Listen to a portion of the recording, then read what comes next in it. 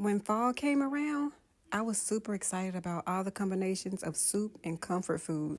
Y'all, this pot pie was so succulent and savory. I'm trying to hurry up and go to sleep tonight just so I can wake up and have another one. Here's how I made it. First, I drained 1 can of mixed vegetable medley and added that to a pot. To that, I added a teaspoon of Italian seasoning, 1 teaspoon of onion powder, 1 teaspoon of garlic powder, and a teaspoon of Tony Chachere's. Then I mixed that together until everything was combined. And to the people who say it's not a recipe with canned food, here's what I have to say to you. Okay, once that's mixed, add in 2 tablespoons of flour and mix that in. Next, I added in 1 cup of no chicken bouillon and gave that a mix.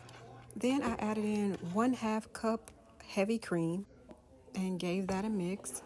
Okay, so look, for my pot pie, I wanted top and bottom crust. So I used 2/3 of a puff pastry. Now I used a pizza cutter to cut the puff pastry. I placed 1 section back in the freezer and kept 2. For each section, I turned them into a ball. I sprinkled some flour on both my rolling pin and my cutting board and flattened both sections back out. I used about 1/3 of this flattened section for my bottom crust. I'm making 2 individual pot pies and I'm using 1 section per pot pie. So listen, we're going to do our best to lay this bottom crust down and form it around the pan. But it does not have to be perfect because guess what? It's still good and we still gonna eat it. So next I used a wooden ladle to scoop the pot pie filling into the pan. Then I used the remaining portion of that first section as my top crust. Okay, so once your top crust is laid and secure, you can use butter or egg wash to base it. Be sure to baste your full top crust so it can be crispy and brown and flaky and good.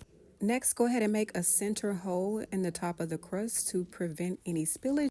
Then you're going to bake it in the oven at 400 degrees for about 25 minutes. And look, beautiful. Look at that golden brown flaky crust. So I post the food that always feel good going down your throat. And this pot pie was no different. So y'all give this a try and let me know what you think in the comments. Bye.